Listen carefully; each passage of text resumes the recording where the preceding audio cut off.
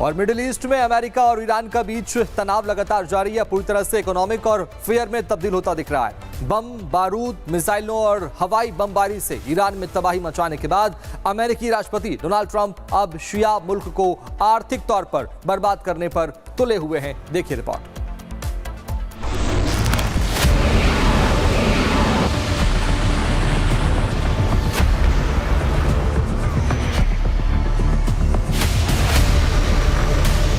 Middle east में America और Iran के बीच का तनाव अब पूरी तरीके से इकोनॉमिक वॉरफेयर में बदलता दिख रहा है।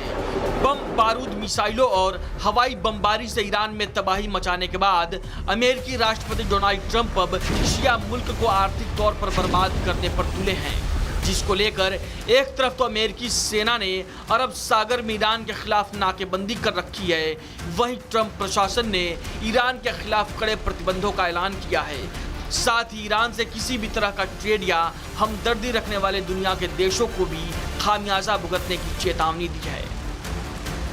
तस्वीरों में अरब सागर में अमेरिकी नाकेबंदी को देखा जा सकता है, जिसके चलते 20 अगस्त तक यूएस नेवी ने 67 कमर्शियल जहाजों का रास्ता बदल दिया है, 3 को बेकार कर दिया और 2 पर चढ़कर कार्रवाई की।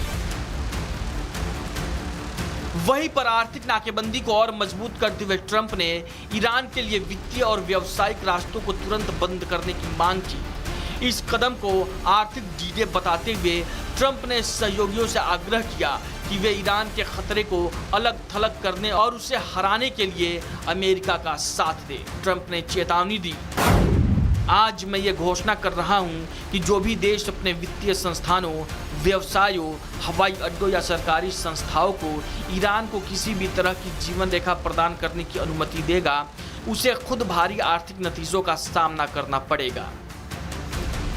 ट्रंप ने ट्रुथ सोशल पर पोस्ट किया, यह अभूतपूर्व स्तर पर आर्थिक युद्ध और अलगाव होगा। साथ ही उन्होंने ईरान पर समझौता करने का मौका न भुनाने का आरोप लगाया। वहीं अमेरिका के उपराष्ट्रपति जेडी वेंस का कहना है कि ईरान के सैन्य और परमाणु सुविधाओं को नष्ट करने के बाद अमेरिका अब आर्थिक दबाव पर ज्यादा निर्भर हो रहा है। वेंस ने कहा कि